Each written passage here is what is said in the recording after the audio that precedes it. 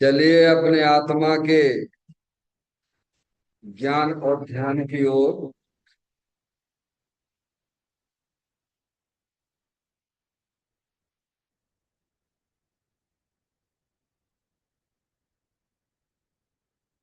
अपने चंचल मन को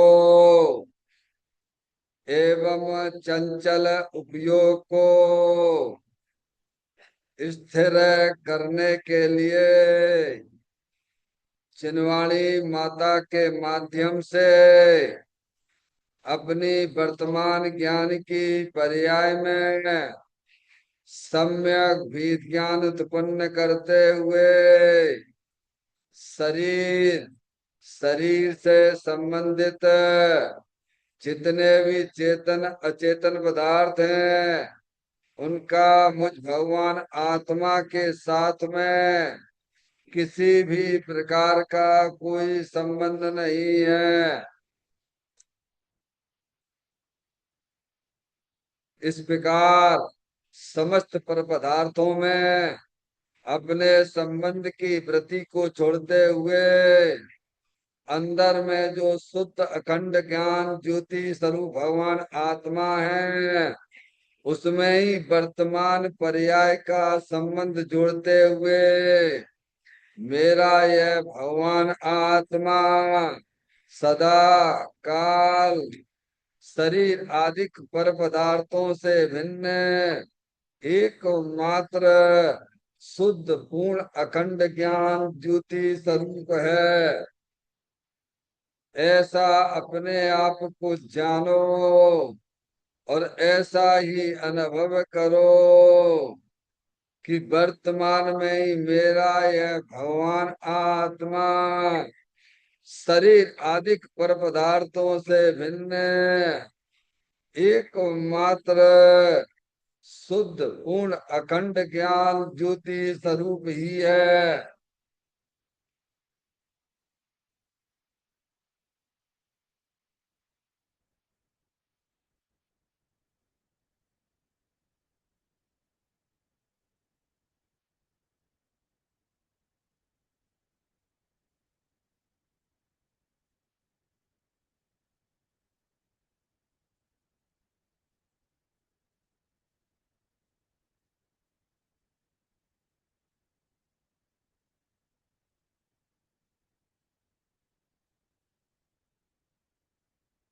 इसी प्रकार से संसार अवस्था में आत्मा के पर्याय में जो भी विविध प्रकार की पुण्य पाप के परिणाम दिखाई देते हैं वे समस्त परिणाम और द्रव्यों की लक्ष्य से होने वाले भाव हैं। वे हमारे आत्मा का स्वभाव नहीं है। ऐसे समस्त रागादिक परिणामों में एकत्व बुद्धि, ममत्व बुद्धि, कर्तृत्व बुद्धि, भोक्तृत्व बुद्धि तथा उन रागादिक परिणामों की ज्ञाता बुद्धि को भी छोड़ते हुए अंदर में जो शुद्ध अखंड ज्ञान ज्योति स्वरूप भगवान आत्मा है जो कि सदा काल शरीर रागादिकों से भी भिन्न एकमात्र शुद्ध पूर्ण निराकुलता स्वरूप वाला है।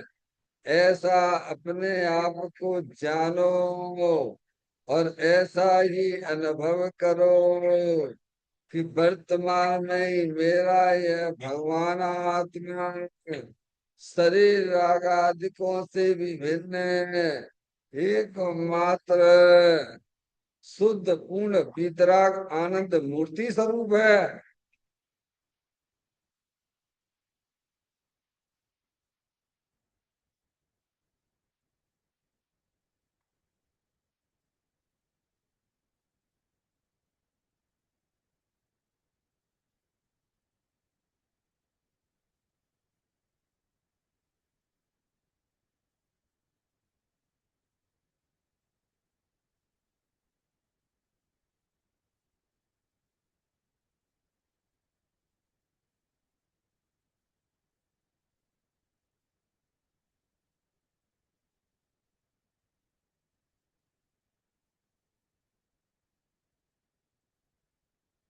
इसी प्रकार से संसार अवस्था में आत्मा की पर्याय में जो परस के लक्ष्य से होने वाला ज्ञान है, वह परलक्षी ज्ञान भी हमारे आत्मा का स्वभाव नहीं है।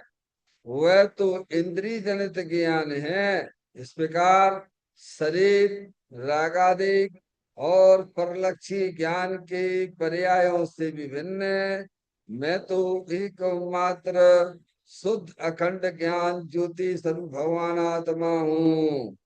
ऐसा अपने आप को जानो और ऐसा ही अनुभव करो कि वर्तमान में ही मेरा यह भगवान आत्मा शरीर रागादि और खंड खंड ज्ञान की पर्यायों से विभिन्न है। एकमात्र शुद्ध अखंड ज्ञान ज्योति स्वरूप वही है।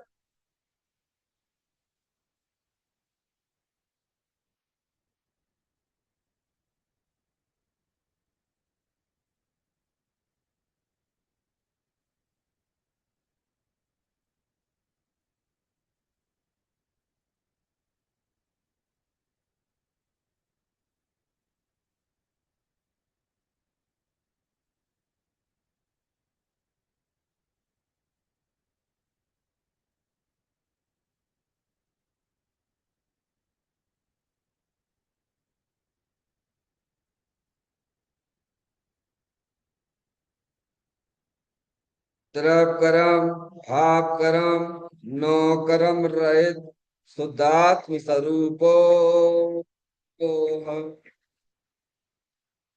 मेरा ये भवात्मा सदा काल शरीर आदि के नौ कर्मों से भिन्न है। मेरा ये भवानात्मा सदा काल ज्ञान वर्ण आदि 8 कर्मों से भी भिन्न है। मेरा ये भगवान आत्मा सदा काल मोराग्निश भाव कर्मों से भी भिन्न है। इस प्रकार द्रव कर्म भाव कर्म नो कर्म तीनों कर्मों से रहित मैं तो एकमात्र परम पवित्र शुद्धात्म स्वरूप हूँ। ऐसा अपने आप को जानो और ऐसा ही अनुभव करो कि वर्तमान में ही मेरा यह भगवान आत्मा तीनों प्रकार के कर्मों से रहे एकमात्र परम पवित्र शुद्धात्म स्वरूप है।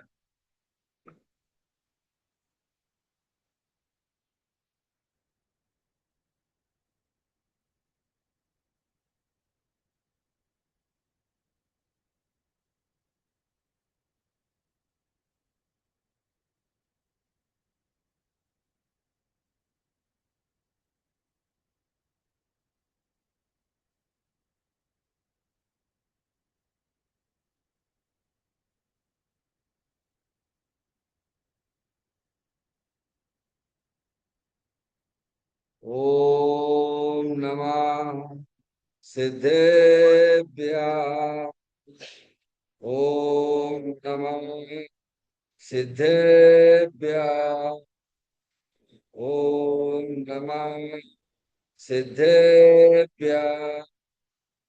चिंतामणि सम स्वयं का चैतन्य तत्व महान है।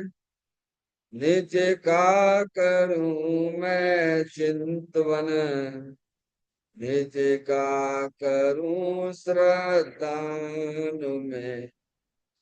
शुद्धात्मा ही देव है जो गुण अनंत निदान है।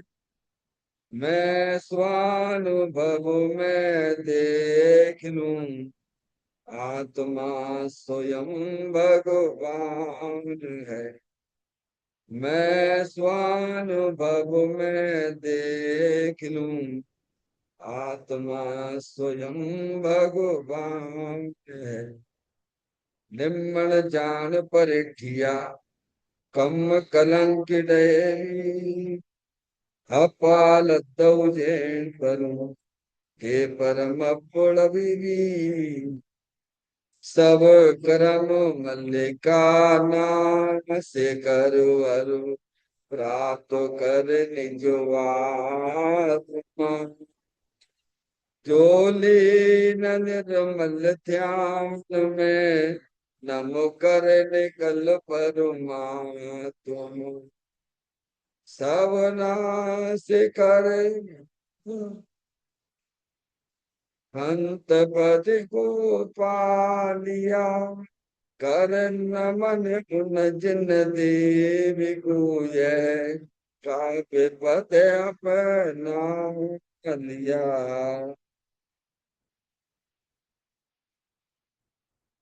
श्री योगसार जी नामक परम आध्यात्मिक ग्रंथ स्वाध्याय हेतु में विराजमान है। आज से 1400 वर्ष पहले इस महान पवित्र ग्रंथ की रचना दिगंबर संत योगेंद्र महाराज जी हुए हैं। उन्होंने इस महान पवित्र ग्रंथ की रचना की और उन्होंने इस ग्रंथ का नाम योग सार जी रखा। योग सार जी का सीधा सा अर्थ है मुक्ति के मार्ग में। योग का मतलब जोड़ होता है। किसका किसके साथ में जोड़ करना है? तो अरिहंत परमात्मा कहते हैं कि अपनी वर्तमान शुद्ध ज्ञान की पर्याय का अंदर में जो अपना त्रिकालिक ध्रुव भगवान आत्मा जो कि सदा का द्रव कर्म भाव कर्म नौ कर्म से रहे एकमात्र शुद्ध पूर्ण अखंड ज्ञान ज्योति स्वरूप है। ऐसे गायक प्रभु परमात्मा में अपनी वर्तमान शुद्ध ज्ञान की पर्याय का संबंध जोड़ने का नाम योग है, जिसे शास्त्रीय भाषा में सम्यक दर्शन सम्यक ज्ञान भी कहते हैं। और उस चैतन्य भगवान आत्मा में ही अपनी वर्तमान पर्याय को मग्न कराना है, लीन करना है, उसमें स्थिर करना है। उसे सार कहते हैं, यानी सम्यक चारित्र कहते हैं। तो योग सार क्या हो गया? सम्यक दर्शन, सम्यक ज्ञान, सम्यक चारित्र वाली निर्मल पर्याय, पवित्र पर्याय जो अपने आत्मा के आश्रय से प्रकट होती है, इसे यहाँ योग सार कहते हैं। और इसे ही अरिहंत परमात्मा मोक्ष मार्ग कहते हैं और इसी का नाम धर्म है। देखिएगा योग सार ग्रंथ के माध्यम से हम और आप यहाँ पर 88 नंबर की गाथा का स्वाध्याय चल रहा है।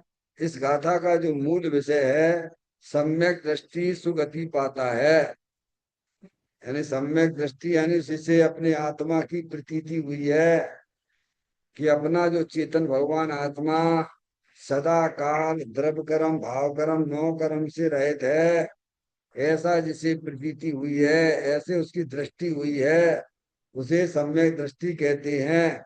और वह आत्मा अल्पकाल में पंचम गति को प्राप्त करता है, ऐसी बात यहाँ आई है। देखिए गाथा का पाठ करते हैं और उसके पॉइंट पे विचार करेंगे। जो जीव सम्यक दृष्टि दुर्गति कबहु न करे, यदि करे बिना दोष पूरब कर्म कोई जय करे। देखिए पेज नंबर 170 पे आए, 170 पेज लिखे।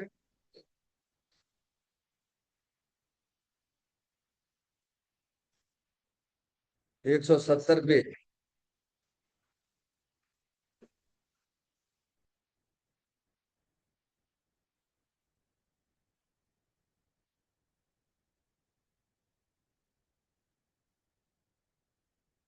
170 पे निकाल लिया आप लोगों ने।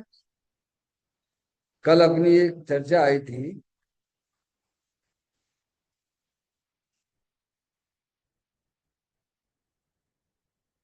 कि मुनराज जो होते हैं वो जो है जब मुनि बनते हैं, जब मुनि दीक्षा लेते हैं तो वे नियम प्रतिज्ञा लेते हैं, शुद्ध उपयोग में रहने की प्रतिज्ञा लेते हैं। क्या सम्यक दृष्टि है? वही आत्मा अपनी आत्मा की आराधना करता हुआ। भाई साहब 170 पेज पे देख लेंगे, है ना। दूसरा पैराग्राफ 170 पे।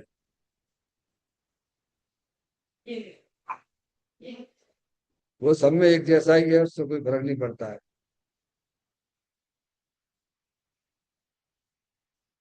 सम्यक दृष्टि जीव है जब वह आत्मा अपनी आत्मा की आराधना करता हुआ श्रावक धर्म को निर्विचार पालन करता हुआ मुनि बनने के लिए तैयार होता है, तब वह प्रतिज्ञा करता है शुद्ध उपयोग में रहने की। काय में? समय में शुद्ध उपयोग यानी अपना आत्मा में रहने की। समय में, और उसमें अगर दोष लगते हैं तो गुरु के पास में जाके स्वयं उससे या प्रायश्चित वगैरह करते हैं, क्योंकि जो स्वभाव अशुभ भाव तो है ही नहीं मुनराज को। मुनराज हैं, उनकी पर्याय में तीन चौकड़ी कसाय के अभाव पूर्वक वितराग शुद्ध उपयोग चल रहा है। समझ में आया भैया? और शुभ राग भी चल रहा है, अशुभ राग का तो अस्तित्व ही नहीं है। समझेगा भैया?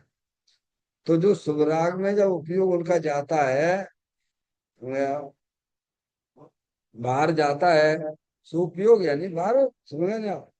तो वह आप उसको मालूम है कितना उपयोग हमारा बाहर है, कहाँ लग गया है। तो वह जाके स्वयं, क्योंकि उसने प्रतिज्ञा क्या ली थी कि हम तो शुद्ध उपयोग की प्रतिज्ञा ली थी। देखो, दोष को दोष समझोगे तो दोष निकल जाएगा, और दोष को अगर तुम गुण समझने लग जाओगे तो फिर तो दोष बढ़ता ही जाएगा। हाँ सही बात है। समझ में आई नहीं आई? वनराज तक भी दोष को दोष समझते हैं, और हम तो तुम हरे क्या, ये बताओ भगवान। समझ में आया? तो ये बात कल अपन ने इस पैरा पहले 170 नंबर के पहले ग्राफ पे देखा था, पैराग्राफ पे। अब सेकंड नंबर का पैराग्राफ देखें आप लोग। 4 पेज 4 लाइन की चर्चा है। सेकंड पैराग्राफ पढ़ता हूँ। सम्यक दृष्टि तत्व ज्ञानी द्रव चेत काल भाव को तथा अपने पुरुषार्थ को देखकर प्रतिज्ञा लेते हैं।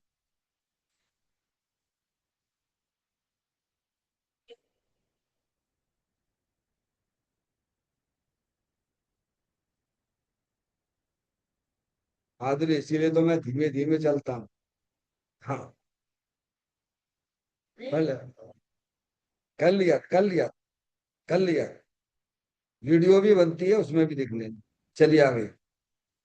सम्यक दृष्टि तत्व ज्ञानी द्रव चेत काल भाव को तथा अपना पुरुषार्थ को देखकर प्रतिज्ञा लेते हैं। लोगों के साथ वेग में आकर कोई भी प्रतिज्ञा नहीं करते।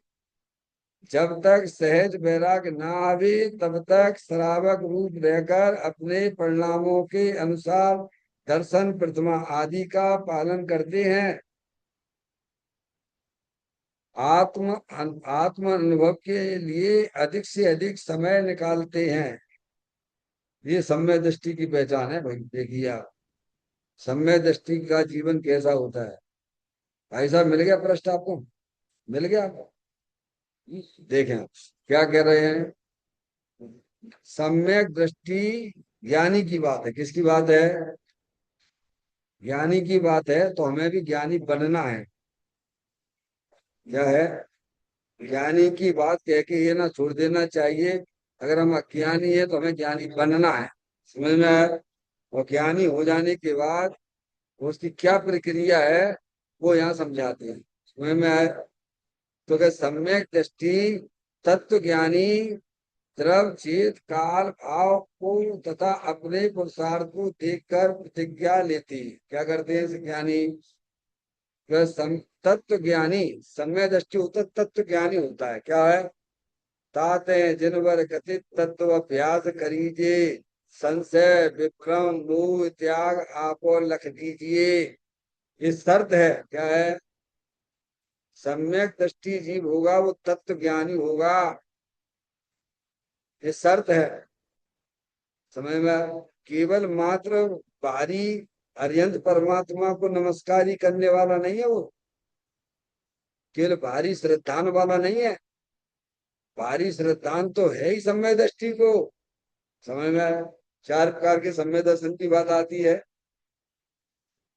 कौन कौन से? देव सा गुरु की श्रद्धा का नाम सम्यक दर्शन, फिर सात तत्वों की श्रद्धान का नाम सम्यक दर्शन, फिर आपा पर की श्रद्धान का नाम सम्यक दर्शन, और आत्मा के अनुभव का नाम सम्यक दर्शन। आगे बात समझ में है? ये क्रम है जी, ये क्रम है जी। क्या अकेले देव सा गुरु के श्रद्धान का नाम सम्यक दर्शन नहीं है? ये क्रम बिल्कुल आपको अपने जीवन में लाना पड़ेगा। आपका जीवन आपका परिणाम है। क्या है? ध्यान रखिए, ये शरीर ये आपका जीवन नहीं है। आपका जीवन आपका परिणाम है। आपके भाव है वो आपका जीवन है। समझ में आए? हाँ, बहुत सुंदर बात आने वाली है। कहते हैं सम्यक दृष्टि तत्व ज्ञानी, तत्व ज्ञानी आया ना। अभी देव सागुरु की श्रद्धा, केवल मास देव सागुरु की श्रद्धा को सम्यक दर्शन नहीं का, सम्यक दृष्टि नहीं का। सात तत्वों की श्रद्धा भेद वाले को भी नहीं का। आपको सब यहाँ से निकलना पड़ेगा। यहाँ आ जाइए, पहले देव सागुरु की श्रद्धा में आ जाइए, पक्का करिए कि अरिहंत देव ही सच्चे देव है, अन्य देवी देवता कोई देव नहीं है। हाँ, लगाना पड़ेगा, दिमाग लगाना पड़ेगा।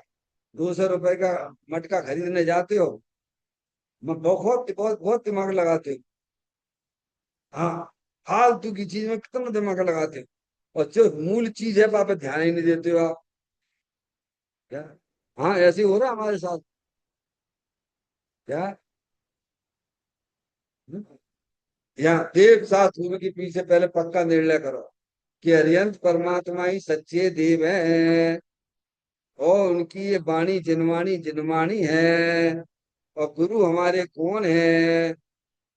जो पंच परमेष्टि में आप बोलते हो गुरु है, साधु परमेष्टि, आचार परमेष्टि, उपाध्याय परमेष्टि हमारे गुरु हैं। 28 मूल गुण का निर्विचार पालन करते हैं। व्यवहारिक दृष्टि में तो सही बैठ जा भगवान पहले, निश्चय की बात तो अपन बाद में समझ लेंगे। हाँ, और भारत में बहुत बड़ी धूल चल रही है। अभी पहला ही तुम्हारा निर्णय नहीं है, अज्ञानी का पहला ही निर्णय नहीं है, और पहुंचने पाए हम पे। कहाँ पहुंचने भैया? जब आप पहली सीढ़ी नहीं चढ़ पाओगे तो चौथे नंबर की सीढ़ी पे कैसे पहुंचोगे? समझ में आई कि नहीं आई? माता जी, पहली सीढ़ी देव सात गुरु का निर्णय हो। इसीलिए मोक्ष मार्ग प्रकाशक में 6वें अध्याय को पढ़ना, लास्ट में लिखा हुआ है, हो देव सात गुरु तो सर्वोत्कृष्ट पदार्थ हैं, इनके आश्रय से धर्म होता है, और इनमें ही अगर तुम शिथिलता रखोगे तो अन्य धर्म यानी पुण्य भी तुम्हें नहीं होगा। अन्य धर्म का मतलब पारसमणि, पढ़ा कभी नहीं पढ़ा तो पढ़ना, मोक्ष मार्ग प्रकाश है, 6वां अध्याय अंतिम पृष्ठ। ठीक है भैया? देव शास्त्र गुरु में बिल्कुल पहला पहला तो, अरे भाई चाप, आप जो है पलंग पर लेटते हो तो आपके जो है पाय कैसे होने चाहिए? बराबर। ऐसे तो नहीं कि एक ऐसो, एक ऐसो, एक ऐसो, तो तुम्हें शांति मिलेगी लेटने में? क्या कह रहे हैं भैया? ये 4 कोठे समझ गए आप? यहाँ आना है, यहाँ पे यहाँ आना है, यहाँ।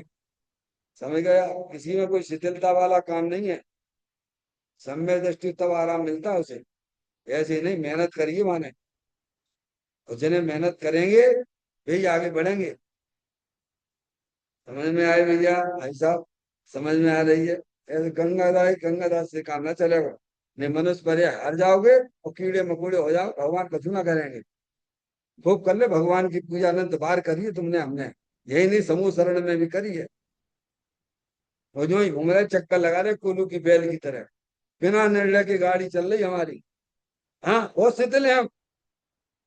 देखना अपने अपने परिणामों को टटोलना। कोई सारे काम किसमें होना है? परिणामों में ही होना है, और परिणाम से तुम शिथिल बैठे भाई हो, तो अब तुम आप कैसे आनंद में लोगे भगवान? माता ही समझ गए। नहीं है तो निर्णय करो, देव सा गुरु का निर्णय करो, शास्त्र पढ़ो, पढ़ के देखो कि गुरु का क्या लक्षण दिया गया। देव तो यहाँ ही नहीं है, अरिहंत परमात्मा तो यहाँ केवल ज्ञानी, केवल ज्ञानी का तो प्रिय है, और होना भी नहीं है केवल ज्ञान यहाँ पे इस क्षेत्र में। क्या भगवान, अब उनकी वाणी हमारे पास में, तृप्त होते हैं हमारे पास। समझ में आए। और गुरु भी देखने में आते नहीं है, हमें तो नहीं आए भैया। मैं तो ईमानदारी से कह रहा हूँ, मुझे तो नहीं आए देखने। शास्त्र के अनुसार 28 गुण पालने वाले गुरु भी नहीं दिखते हैं, और इस पंचम काल में एक जिनवाणी ही हमारे लिए, समझ गए ना आप, आधारभूत है। हाँ, यही आंखें खोलेगी। तो देव सात गुरु पहला पाठ है, ठीक है, इसमें पक्का ये। फिर सात तत्व नौ पदार्थ, सात तत्व कहो या नौ कहो, आश्रम के दो भेद कर दिए, पुण्य पाप। तो सात हैं जिन पर कथित तत्व अभ्यास करीजिए, संशय विभ्रम मोह त्याग आप वो ऐसे करेगा, कहाँ करेगा। अरे भाई साहब, आप मुझे बताइए यार, आपको अपनी आंखों का इलाज करवाना है तो किसी, चाहे किसी डॉक्टर से करवा लोगे आप, कछु इंक्वायरी इंक्वायरी करते हो कि नहीं करते हो, कि वैसे ही चले यार डॉक्टर साहब कर देना मेरा आंख का इलाज, क्यों चाहते हो क्या। अरे करवाते हो क्या है। फिर बताइए, आप सोचिए, आप यहाँ इतने शिथिल क्यों, इतने शिथिल क्यों। सात तत्वों का, जीव अजीव आश्रय बंध संबंध निद्रा मोक्ष, समझ गए नहीं आप, ऐसा लिखा हुआ है मोक्ष शास्त्र में। वो समय मोक्ष समाज प्रकाशक में लिखा है, 262 नंबर पेज देख लेना। देखो तत्व विचार की महिमा, तत्व विचार के बिना देवादिक की प्रतीति करे, बहुत शास्त्रों की पढ़े नहीं, अभ्यास करे। क्या कह रहे हैं, पढ़ना भैया, मोक्ष समाज प्रकाशक पढ़ने, टाइम इतना नहीं हमारे पास। समझ में आपके पास भी नहीं है, हमारे पास तो बहुत है, और आप दे नहीं पाओगे हमें। समय में भैया क्या लिखा है पारसमणि 262 पेज पर, मुख्य का था। देखो तत्व विचार की महिमा, तत्व विचार के बिना देवादिक की प्रतीति करे, बहुत शास्त्रों को पढ़े नहीं, अभ्यास करे, हैं, व्रत आदि भी पाले, तपस्सरण भी करे, तो भी वह सम्यक्त का अधिकारी नहीं। और तत्व विचार वाला इन चारों के बिना, गजब कर दिया बाप है। देख लेना कि दिवाला नहीं निकल जाए हमारा तुम्हारा। हाँ, बहुत मुश्किल से जनवाणी माता मिली है, हरियन परमात्मा मिले, ऐसी समय कर तुम बर्बाद करना है। अरे समझिए आप ऐसा में, हाँ, तभी तो कहते हैं कर, हे गजराज तू अपना काम कर। ऐसी पकड़ थी उसे अपनी आत्मा की और तत्वों की, समझ में आया भैया। ऐसी नहीं आ जाती अंदर से बातें। हम्म, क्या कहते हैं, देखो तत्व विचार के बिना, बता दिया तत्व विचार वाला इन चारों के बिना, देवादिक की प्रतीति के बिना, बहुत शास्त्रों के अभ्यास किए बिना, है व्रत आदि पालता भी नहीं है, वो तपस्या भी नहीं करता, इनके बिना भी तत्व विचार वाला सम्यक का अधिकारी हो जाता है। तो क्या तत्व ज्ञान द्वारा, क्या लिखा, तत्व ज्ञानी, तत्व ज्ञानी हो गया। देव सास गुरे मिले ताते हैं जिनवर कथित तत्व, जिनवर देव के द्वारा कहा हुए तत्व में अपना उपयोग को लगाइए, निर्णय लगाइए, निर्णय करिए उसमें आप। ये तो काम नहीं दिख रहा मैं, ये आत्मा आत्मा आत्मा ही बातें करती हैं, तो तुम्हारी तो जड़ की क्रिया से का हो जाए। तुम जानते ही नहीं जड़ की क्रिया क्या है, आत्मा की क्रिया क्या है, अंदर आश्रम दुख रूप कैसे काम कर रहा हो तुम पता ही नहीं है।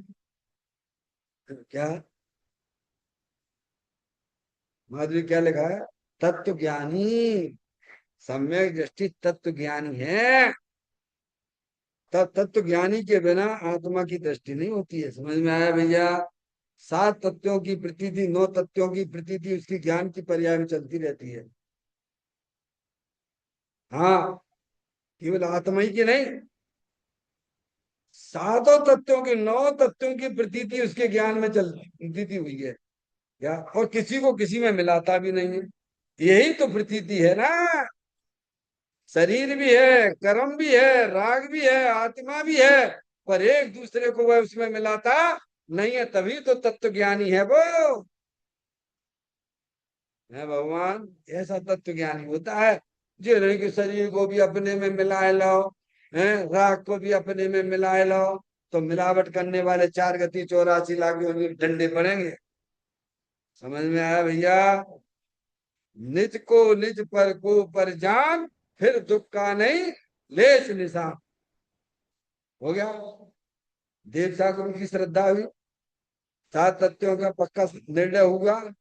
स्व पर निज को निज पर को परेशान, फिर सुखा नहीं। अब फिर आप दुखी होकर बता दो आप।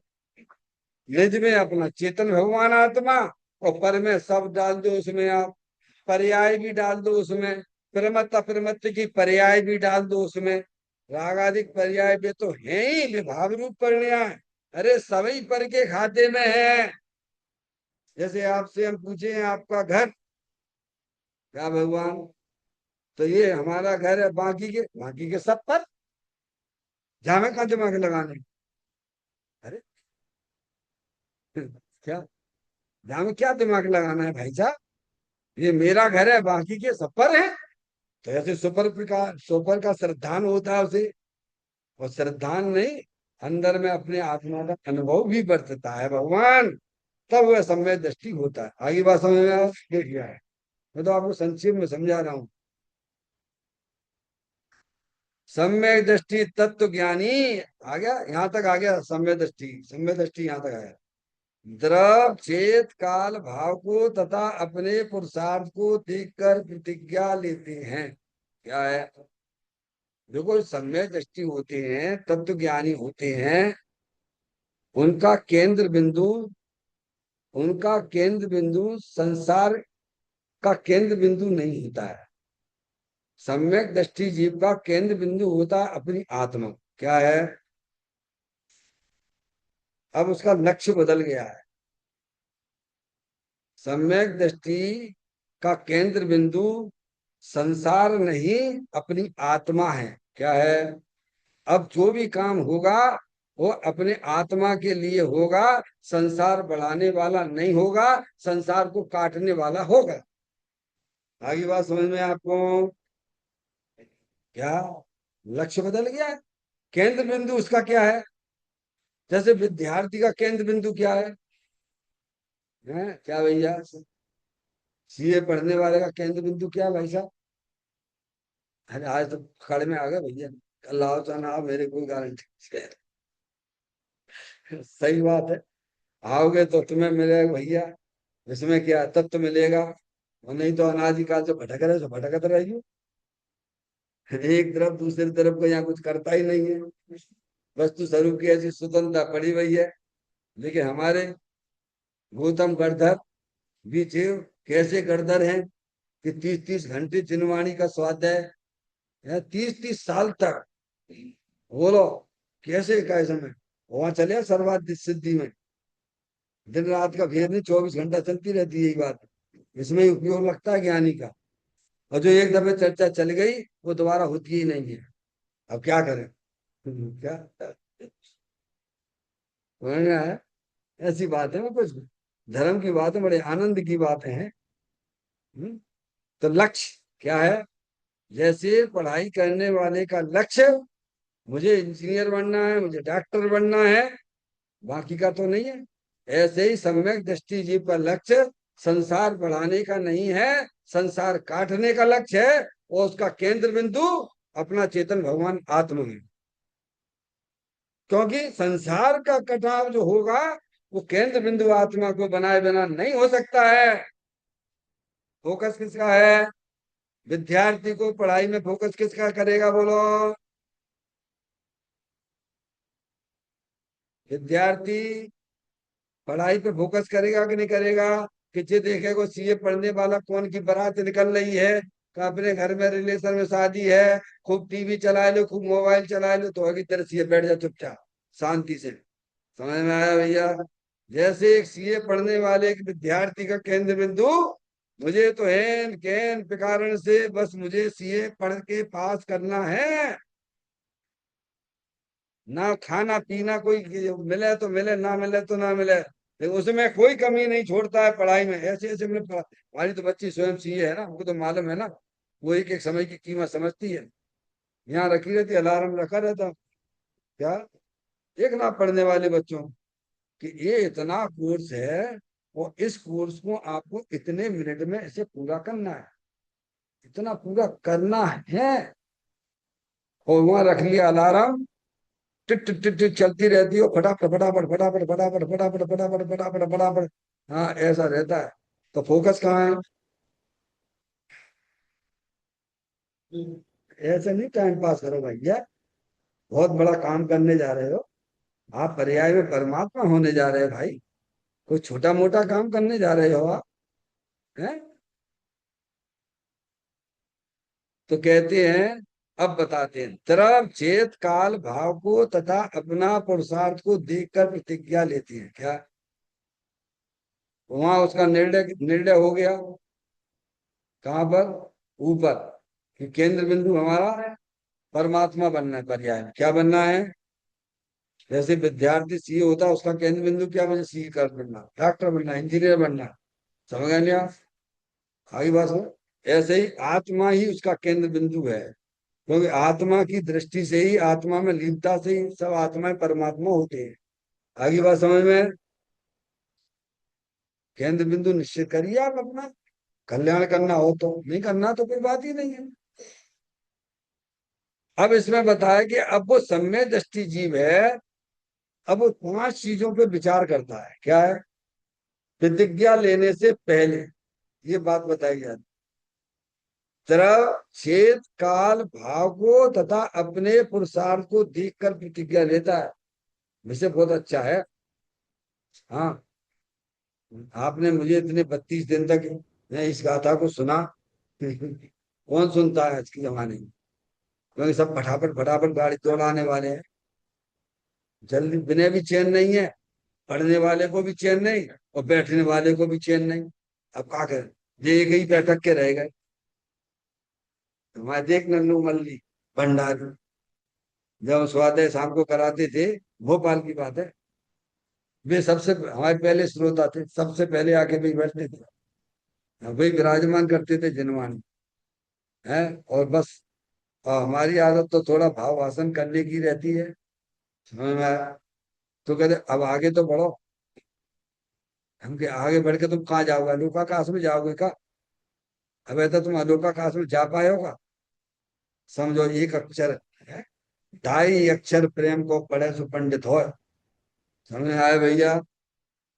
तो कहते हैं प्रतिज्ञा लेते हैं, क्या क्या देख के लेते हैं? द्रव छेद काल भाव को तथा अपने पुरुषार्थ को देखकर प्रतिज्ञा लेते हैं। पांच तरह की बात आई है प्रतिज्ञा लेने में, पांच चीजें लगेंगी।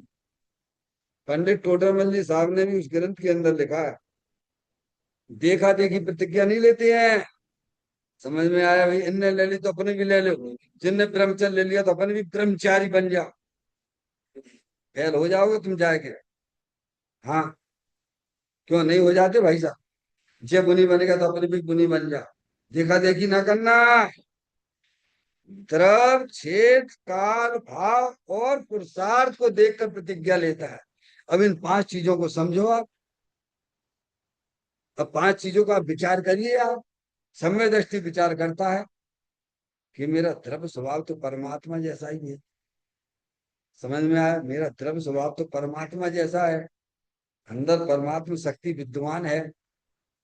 और शरीर जो है, मान लीजिए शरीर जो है, ऐसे नहीं, अब शरीर, अब परमात्मा शक्ति तो क्या होगा? शरीर तो, अरे शरीर क्या करता है? शांति बैठो। अभी अपन कहाँ चल रहे हैं? अपन प्रतिज्ञा की तरफ जा रहे हैं ना।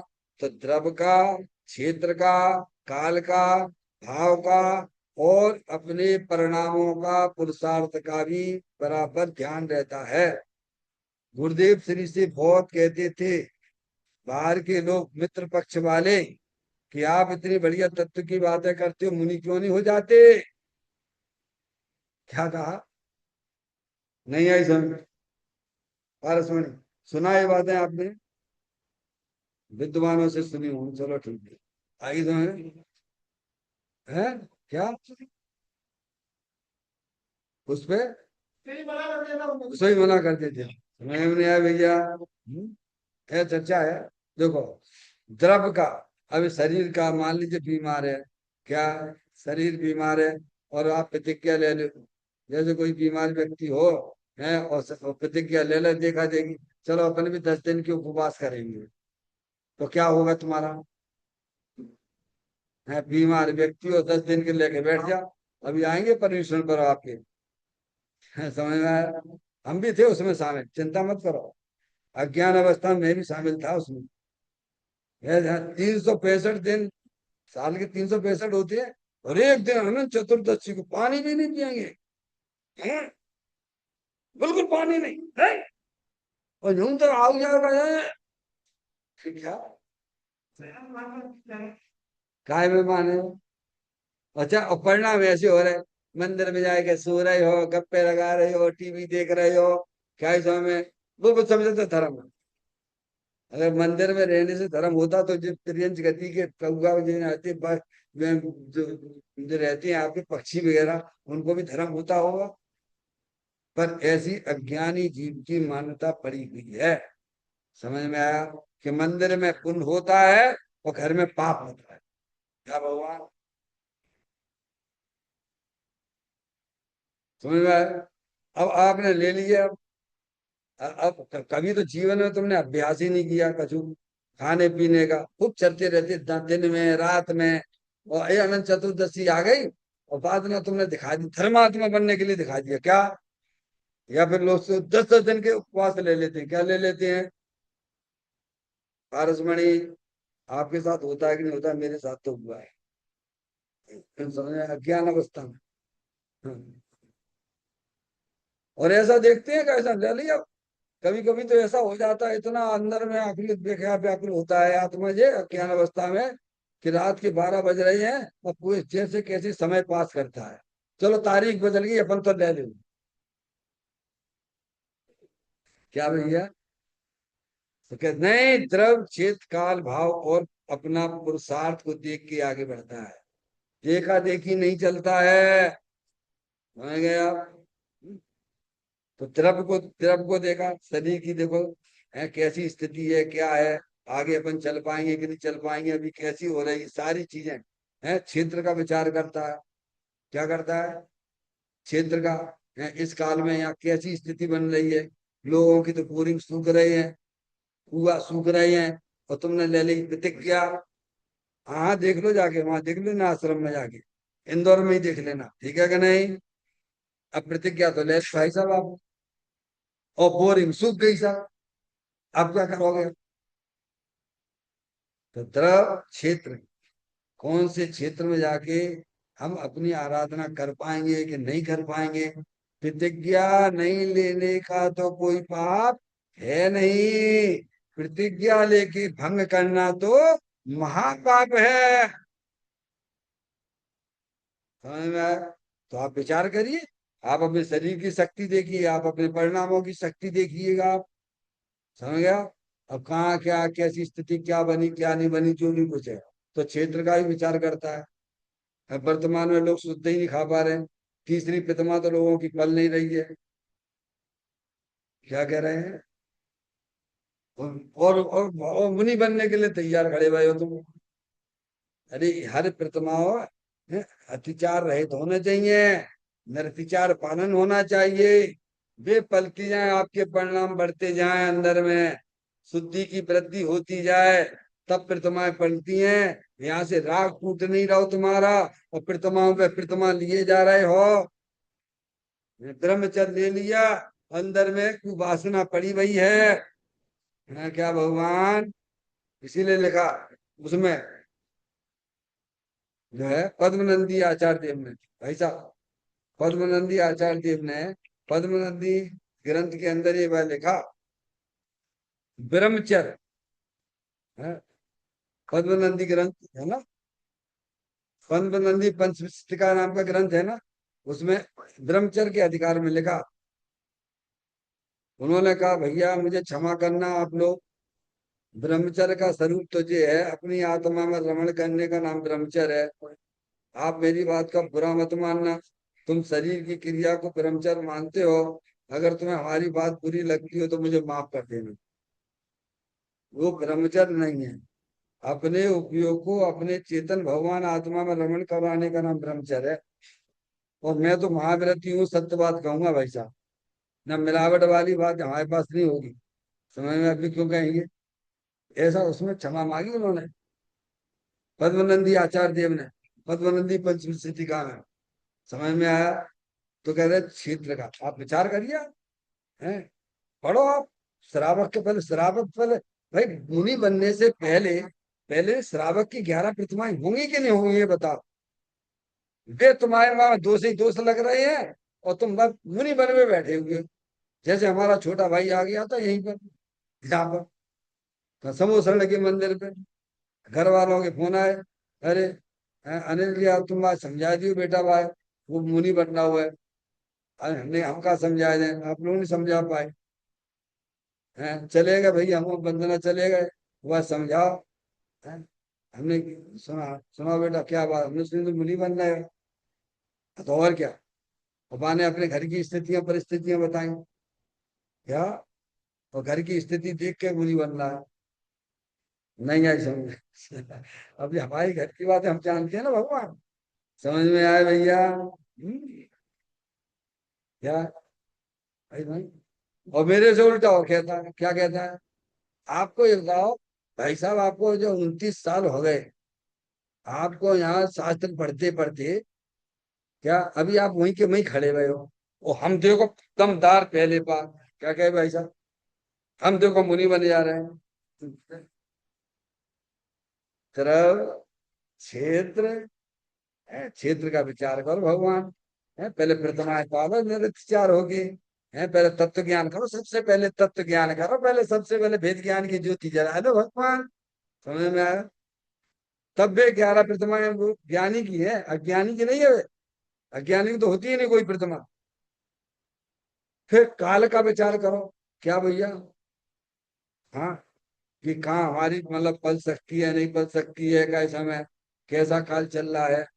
मगर ना, अब किसान भी होता है तो बीज कब क्या देख के डाल, कब डालता है बीज, वो देख लेता है, मौसम देख के, ऋतु को देख के बीज डालता है। डालता ही नहीं डालता है? तो काल का विचार करो कि वर्तमान में क्या क्या स्थिति चल रही है। सारे सारे जो है कूड़े तो सूखते जा रहे हैं, क्या, और शुद्धि नाम की चीज है नहीं है। आश्रमों में भी मिलावट घी मिलने लग गया है, अटबेरा घी तो रहा ही नहीं है, वहां भी धंधे ही धंधे चालू हो गए हैं। क्या कह रहे हैं भाई साहब? हाँ यार, हम तो सब वहीं से निकले हैं। अब चिंता मत को, हमें सब घटघटी की सब पता है। 8 साल रहा हूँ मैं भोपाल में ब्रह्मचर्य आश्रम में, इसलिए मेरे से कोई छुपा नहीं है। मैं, हाँ, काल का विचार करो, कहाँ है तुम्हारा अठवेरा घी, बताइए आप। सारी चीजें विचार कर लें, द्रव चेत का। फिर आगे का उन्होंने भाव, अपने भाव देखो कहाँ जाते हैं। नेक नेक में तो मोबाइल चलो तो फटाक सीधे में लग जाते हो, और खोलते रहते हो, टिक टिक टिक टिक टिक टिक टिक टिक टिक टिक टिक। हैं? आत्म कल्याण करना तो सबसे पहले मोबाइल का त्याग करो। जो ब्रह्मचारी है उनको यही कहेंगे, सबसे ब्रह्मचर्य लेना है तो सबसे पहले मोबाइल का त्याग करो। समझ में आया भैया? अब तुमने तो पकड़ लो। अब भाव, भाव कहाँ भाव जा रहे हैं तुम्हारे, हैं? इधर के उधर, उधर के उधर भागते फिरते हैं। तो अपने परिणामों को भी देखिए आप, क्या देखिए भगवान, वर्तमान में लोगों के भाव कितने बिगड़ रहे हैं। यहाँ धर्म की लाइन पे बैठते हैं और झूठ झूठ है, मायाचारी के परिणाम भी बने रहते हैं, और किसी ने साधर्मी से ही करते रहते हैं। तो विचार करो क्या हालत हो रही है।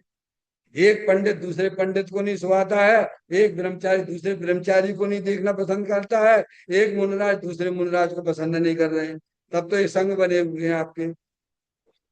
समझ में आ गई कि नहीं आ गई है? हाँ, बहुत मुश्किल है भाई साहब कि मार्ग पंचम काल है, बहुत बहुत इसीलिए का द्रव चेत काल भाव है, अपने परिणाम भी देखो और बाहर में क्या चल रहा है उसका भी ज्ञान करो भगवान।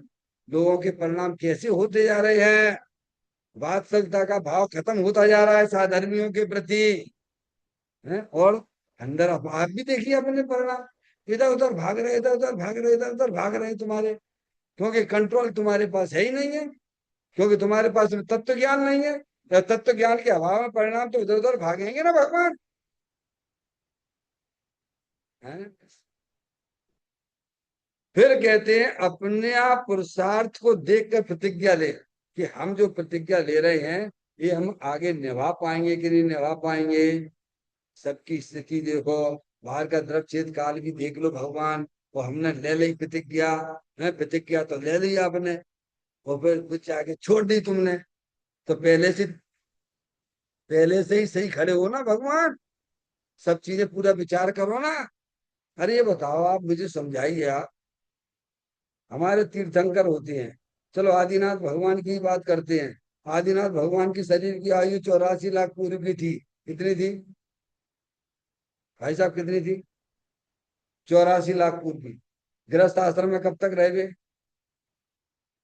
क्यों भैया, क्या बे छायक समय दृष्टि, उसी भव से मुख से जाने वाले, गजब है, हैं?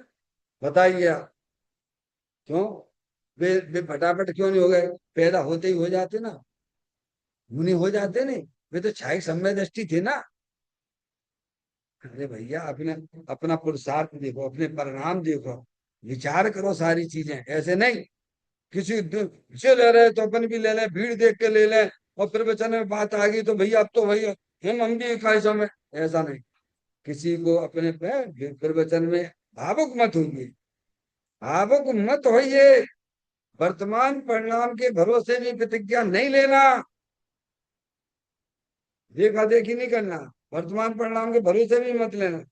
पंडित जी ने कह दिया हाँ सब भोजा ब्रह्मचारी है भगवान, हाँ बहुत चल रहा है उल्टा सीधा, ध्यान रखिएगा। हाँ, ऐसे ऐसे लोग पड़े हुए हैं कि मैं नाम लेने में मुझे शर्म आती है। जब तक तुम ब्रह्मचर्य नहीं लोगे तब तक हम तुम्हारे भोजन ना करेंगे। ये का मतलब निकल जबरदस्ती लादना उसके ऊपर, ये कौन सी बात है भाई? ऐसा नहीं, समझ में आया भैया? पूरा हर चीज किसी को जबरदस्ती नहीं करवाना। चढ़ जा बेटा सूली पर, भगवान तेरा भला करे, हैं? ये भी उन्होंने बताया, पुरुषार्थ देखकर अपने वाले परिणामों को सारी चीजें विचार करके आगे प्रतिज्ञा लेना। मुनि की बात चल रही है, प्रतिज्ञा है ना, मुनि बनने की बात किसकी चल रही है? प्रतिज्ञा की बात है ना किसकी? आगे उसे मुनि बनना है ना, तो सारी चीजें समीचीन रूप से, एक पूरी सीढ़ी जो चढ़ जाए 11, बिल्कुल कसम दूस रहे चढ़ेगा, है। अब देखिए, लोगों के साथ वेग में आकर कोई भी प्रतिज्ञा नहीं नहीं करते, क्या कर समय दृष्टि पहचान है। अरे साहब बहुत बड़ी सभा लगी भई है, अब लोग देखेंगे, कायदम ब्रह्मचर्य दे दो पंडित जी साहब, एक बाद में दे देंगे तो चलेगा नहीं। नहीं अभी दे दो, फिर सभा कहाँ में लगेंगे? अरे वाह, है क्या? दान भी अपन तभी करते हैं, दान भी तभी करते हैं, देखो तो कितनी मायाचारी झूठ चल रहा है, परिणाम कुछ पता नहीं है ना। बेग में आकर चे ले रहे तो अपन भी ले ले, नहीं नहीं ऐसा नहीं भैया, वो अलग चीज है, तुम अलग चीज हो, तुम्हारे परिणाम अलग है, तुम्हारा द्रव्य अलग है, गुण अलग है, पर्याय अलग, सब अलग अलग है। देखो, थोड़ा चलो लेकिन सही दिशा में चलो, विपरीत दिशा में दौड़ लगाओगे तो उतना ही तुम्हें लौटना पड़ेगा, और समय तुम्हारा बर्बाद होगा। समझ में आया भैया? जैसे किसी को प्रतिज्ञा ले ली कि साहब हम तो 100 किलो वजन उठाने की प्रतिज्ञा ले ली, क्या ले ली माने, क्या ले ली? एक उदाहरण दे रहा हूँ, 100 किलो वजन उठाने की प्रतिज्ञा ले ली माने, है। और एक एक ने ली है 20 किलो की, कितने की? अब वो क्या 100 किलो उठाने, अब 100 किलो उठे जब तो है, तेरा खुद का वजन तो 50 किलो है, अब तू कह रहा हो तो 100 किलो उठाने की प्रतिज्ञा ले लेंगे। अरे तू 15 किलो को ले लेता, 10 किलो का ले लेता, तो 10 बार उठा देता तो 100 किलो हो जाते। नहीं ऐसा नहीं। कौन अच्छा है मैं आपसे पूछ रहा हूँ? एक ने 20 किलो उठाने की प्रतिज्ञा ली, और एक ने 100 किलो उठाने के लिए, अब 100 किलो तो बात उठने नहीं है, और 10 किलो मान लो 20 किलो उठाने के लिए, तो 5 बार उठा देगा बेचारे की प्रतिज्ञा पूरी हो जाएगी। भागो तो कोटा पूरा हो गया। अरे नहीं ऐसे नहीं। समझ रहे हो भैया हम क्या कहना चाहते हैं? हैं? सम्यक दृष्टि अपने परिणामों को देख देख के आगे बढ़ता है, किसी के कहने से नहीं। ये बात भी लोगों के साथ वेग में आकर कोई भी प्रतिज्ञा नहीं करते। कौन? सम्यक दृष्टि जीव। जब तक सहज वैराग ना आवे तब तक श्रावक रूप रहकर अपने परिणामों के अनुसार दर्शन प्रतिमा आदि का पालन करते हैं। क्या क्या उन्होंने? सहज वैराग। क्या? ये बनावटी वैराग नहीं। से मर गए, जिनने हमारी लूट लिया, चलो हम तो मुनि बन जाते हैं, इन्होंने हमारे घर पे कब्जा कर लिया। हमारे भाई की ऐसी कहानी थी। समझ में आएगी भैया? बड़े भाई ने छोटे भाई का ले लिया, अब वो नहीं दे रहा तो हम कुछ नहीं, का शादी करके करें, जगह ही नहीं है, मैं इधर तो मुनि बनेगा। क्या कहा? बैराग। कोई बैराग बैराग नहीं है, सहज बैराग है। का बैराग है ही नहीं है ना भाई। तुम्हें तो द्वेष बुद्धि से बैठ गए तुम अब। तत्व ज्ञान करो पहले, तत्व ज्ञान के द्वारा जो आएगा वैराग वो सच्चा वैराग होगा। वैराग यानी यहाँ राग को तोड़ना और अपने आत्मा के साथ जुड़े रहना, उसका नाम वैराग है। अब यहाँ सारा ऑपरेशन कहाँ करना है भाई साहब? शरीर में करने के, अपने परिणामों में करना है। अब राग का तो पूरा का पूरा संबंध बनाए बैठे भाई हो हैं। समय बाहर में दिख रहा चोला बहुत बड़ा, ब्रह्मचारी मुनि का दिख रहा, यहाँ पूरे संबंध तुम्हारे। तो काय से तुम्हें संसार तुम्हारा काय से बढ़ रहा है? बाहर के भेद से कटेगा कि तुम्हारे परिणामों से चलेगा, कटेगा? बोलो कहाँ पे राग आएगा? राग, राग को तोड़िए और अंदर चेतन भगवान आत्मा के साथ जुड़े रहिए, आनंद लूटते रहिए, तो राग करता जाएगा। उसका नाम सहज वैराग है। समझ में आ गई भगवान? सहज वैराग ना आवे तब तक श्रावक रूप, यानी श्रावक की जो 11 प्रतिमाएं हैं, रूप रहकर अपने परिणामों के अनुसार दर्शन प्रतिमा आदि का पालन करना, निर्तिचार पालन करना उन 11 प्रतिमाओं का। अब ऊपर की बात, तथा आत्म अनुभव के लिए अधिक से अधिक समय निकालते। क्या है ज्ञानी जीव की पहचान है? क्या है? जैसे सीए पढ़ने वाला सबसे ज्यादा समय कहाँ निकालेगा? बोलो कहाँ निकालेगा? ऐसे जो आत्मार्थी होता है सबसे ज्यादा समय कहाँ निकालेगा? बताइए, हर समय उसको कहाँ समय निकालेगा? आत्म अनुभव की तरफ।